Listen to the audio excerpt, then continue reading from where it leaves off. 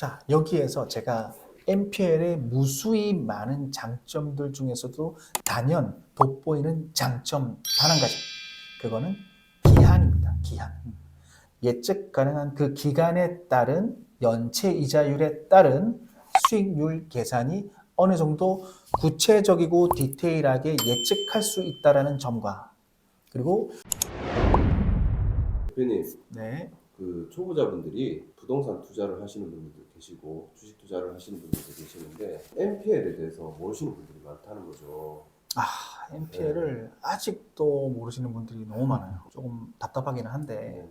근데 또 NPL을 아시는 분들은 또 NPL을 통해서 부를 많이 축적하시고 그리고 또 본격적으로 또 투자를 하시는데 대부분 다 뭐 주식, 코인만 알고 계시지 NPL에 대해서는 또 잘 모르시는 것 같기는 해요. 우리 구독자분들도 그렇고 처음 이 채널을 보시는 분들도 NPL이 도대체 뭐야? 뭐 부실채권 위험하다던데 뭐 대략 이 정도까지는 알고 계신 것 같아요. 아니 그러면 NPL이란 무엇인지 그냥 기본적인 개념 정도를 우리 서영민 변호사님께 한번 설명을 좀 부탁드려도 될까요? NPL, Non-Performing Loan 해서 더 이상 수익이 나지 않는 채권을 말합니다. 은행은 돈을 대여해주고 그 이자를 받고 그 수익으로 운영을 해 나가야 되는데 그러한 이제 수익이 없는 상태 채권인 거죠. 그런 경우에는 이제 어떻게 해야 되느냐? 이 채권을 부실 채권으로 분류를 해서 뭐 매각을 한다든지 또는 아니면은 경매 절차에서 그 연체 이자와 원금에 만족을 얻는다든지 하는 방법으로 이제 은행은 환가를 하겠죠. 근데 이제 그 과정에서 그 부실 채권 매각이라는 부분이 생기는데 매각을 통해서 수요자들은 그 채권을 매입함으로써 그 부실 채권을 결국 유동화함으로써 원금과 이자 상당의 어떤 수익을 얻을 수 있는 비즈니스라고 생각을 합니다.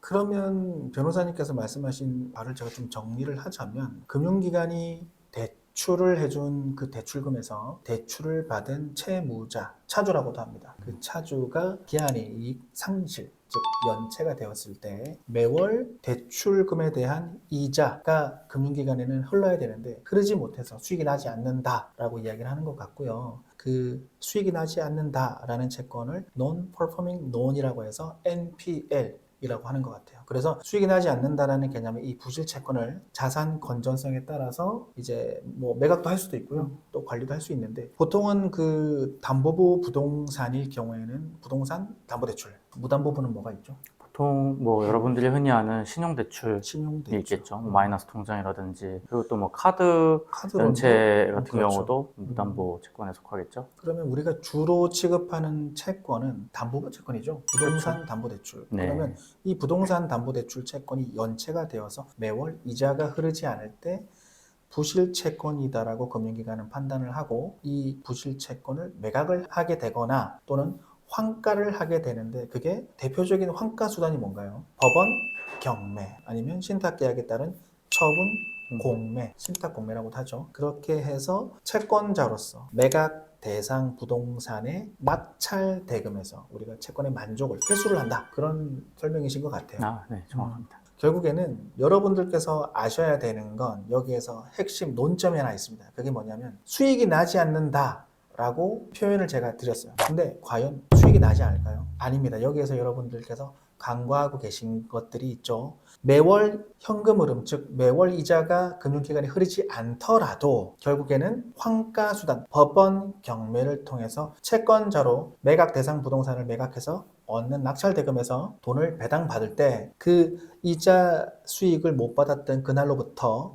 경매상에서의 배당받는 그날까지의 지연손해금, 즉 연체 이자는 그대로 채권 최고액이라는 범위 이내에 쌓이게 됩니다. 그 쌓여있는 연체 이자가 결국에는 수익으로 귀결되는 것이죠. 그러면 연체를 했을 때 금융기관이 무조건 싫어할까요? 뭐 연체 가산금이라는 부분이 있던데 보통 몇 퍼센트를 우리가 가산을 하죠? 3%로 요즘에는 통일되어 있는 것 같습니다. 그러면 기준 정상금리에서 연체이자 가산금리 3%를 적용하게 되면 정상이자 플러스 3%더 받을 수 있는 그러면 금융기관들은 기존의 정상이자만 받아야 되는데 차주의 기한의 이익 상실 사유가 발생하고 연체가 됐을 때는 연체 가산금리 3%를 더해서 배당기일 날에 다 받을 수 있는 거네요.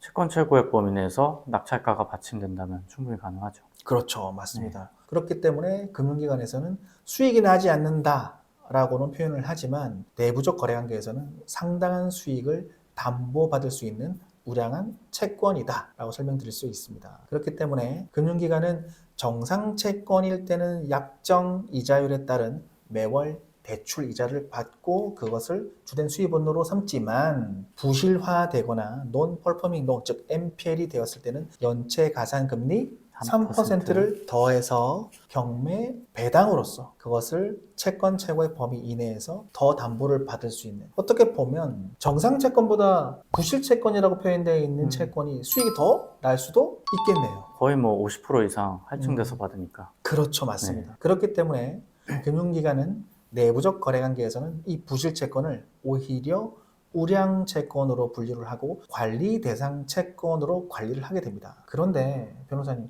궁금한 게 있어요. 그러면 이 우량 채권이다라고 표현되는 관리 대상 채권들을 금융기관은 왜 매각을 해야 될까요? 금융기관은 BIS 자기자본 비율도 있고 네. 어떤 규정에 따라서 네. 일정한 연체율을 맞춰야 돼. 그런 가이드를 따라야 되는 의무가 있죠. 맞습니다. 그 네. 중앙에서 연체율 뭐 2% 관리하라, 3% 음. 관리하라는 그 가이드 그건가 보네요. 비슷합니다. 네. 그러면 연체율이 만약 예를 들어서 5%다. 그러면 3%가 가이드인데 이 초과되는 2%만큼은 어떻게 정리를 해야 되는 건가요? 아까 말씀하신 부실채권 매각을 통해서 매각을 통해서 네, 하거나. 자신들의 이제 회계 장부에 채권을 이제 떨어냄으로써 이렇게 이제 부실률을 조절하는 거죠.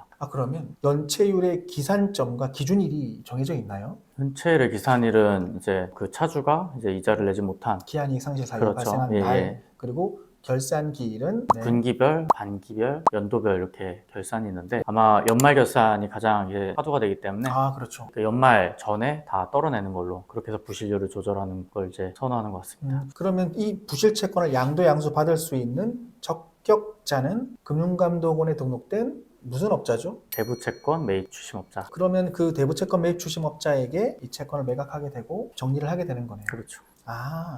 연체율에 대해서 가이드 이하 수준으로 관리를 해야 되고 그게 결산 기일이 있기 때문에 기한에 불편함이 있다라는 맞습니다. 건가요? 네. 그러면 부실채권을 거래할 때도 전략적으로 시기를 달리해서 집중적으로 공략해야 될 시기가 존재한다는 건가요? 아무래도 연말로 갈수록 금융기관들도 부실률을 낮추기 위해서 급할 수 맞습니다. 있기 때문에 네. 좋은 말씀 너무 감사합니다. 오늘 또 제가 또 많이 배웠네요. 대표님, 그러면 NPL이 어떤 건지 이제 알겠어요. 이 NPL이 돈이 되는 가장 메리트 있는 장점 한 가지 말씀해 주시겠어요? NPL 비즈니스는 제가 5글자로 무슨 금융이라고 제가 설명을 드렸죠, 변호사님? 유동화 금융이죠. 자, 그러면 NPL을 대부분 다 부동산 담보 대출 취급에 따른 연체됐어. 그러면 법원 경매로 가니까 이 경매라고 생각하시는 분들이 많아요. 경매의 주된 목적은 저렴하게 유찰 정함된 수준으로 부동산 소유권을 득하는 게 목적입니다. 그래서 부동산업이라고 생각하시는 분들이 많은 것 같아요. 네. 근데 NPL은 뭐다? 유동화 금융이죠. 금융입니다. 네. 자, 금융이라는 건 시작을 채권으로 해서 채권으로 끝나는 겁니다. 다르게 표현할게요. 돈으로 시작해서 돈으로 끝나는 겁니다. 간명하게 정리를 하자면 법원 경매라는 절차로 환가 수단으로 우리가 이 돈에서 돈을 회수하는 절차, 그 기간 동안에 쌓여있던 연체이자를 먹는 게임이기도 한데, 그러면 기간이 보통 법원 경매가 통상적으로 한 몇 년이 걸리죠? 빠르면 8개월, 뭐 길면 한 1년에서 1년 1개월도 걸리는 것 같습니다. 자, 여기에서 제가 NPL의 무수히 많은 장점들 중에서도 단연 돋보이는 장점 단 한 가지. 그거는 기한입니다. 기한. 예측 가능한 그 기간에 따른 연체 이자율에 따른 수익률 계산이 어느 정도 구체적이고 디테일하게 예측할 수 있다는 점과, 그리고 투자를 함에 있어서 가장 큰 리스크가 뭐예요? 자금이 묶이는 것, 자금 경직이겠죠. 하지만 NPL 비즈니스 유동화 금융의 특징은 법원 경매 또는 공매라는 절대적인 그 기간 이내에서 이루어지기 때문에 환가되었을 때, 투자가 종결되었을 때 내 투자 원금과 연체 이자율 상당의 추가 수익까지 보통 1년 이내 다 끝난다라는 게 가장 장점이다. 그래서 NPL 비즈니스의 가장 큰 장점은 1년 안에 끝나는 기한의 이익에 있다라고 설명드릴 수 있겠습니다.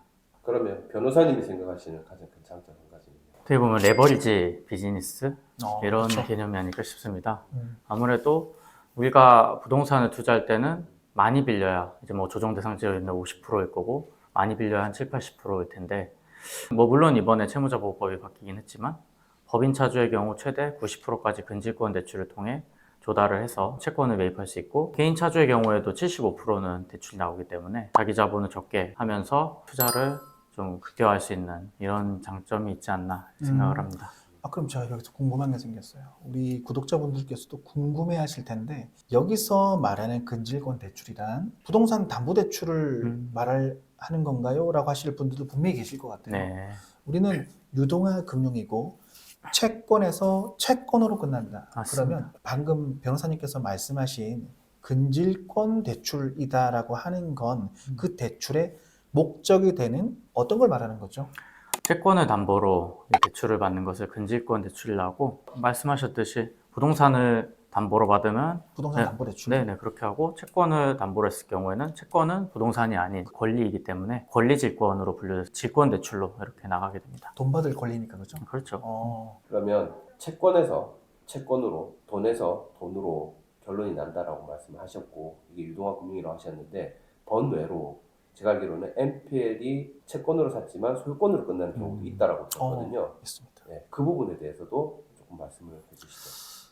시간이 없으니까 간단 명료하게 말씀을 드릴게요. 일단 근저당 NPL일 경우에는 권리가액이라는 개념이 존재합니다. 그 권리가액은 원금, 정상이자, 연체이자, 지연손해금, 경매비용을 뜻하는 가지급금 이것을 퉁쳐서 채권자로서 행사할 수 있는 권리가액이라고 합니다. 그 권리가액만큼 경매 낙찰가율이 유찰저감되어서 침해가 들어왔을 때 내가 받아야 될 권리가액이 지금 현재 경매 낙찰률보다도 더 높아. 그러면 채권으로 회수하는 것보다 권리가액 수준으로 물권, 즉 소유권을 확보해서 그 정도 수준으로 다시 매각을 하게 되면 채권으로서 확보하지 못했던 부분만큼을 더 확보할 수 있는 가능성을 열어놨기 때문에 그걸 방어 입찰 또는 채권자의 유입 취득이라고 합니다. 유입 취득. 직접 부동산 소유권에 내가 유입해서 매매 형태로 내 채권에 만족을 얻는, 어떻게 보면 환가 수단이 한 번 더 늘어난 거죠. 한번 절차가 한 번 더 늘어났다.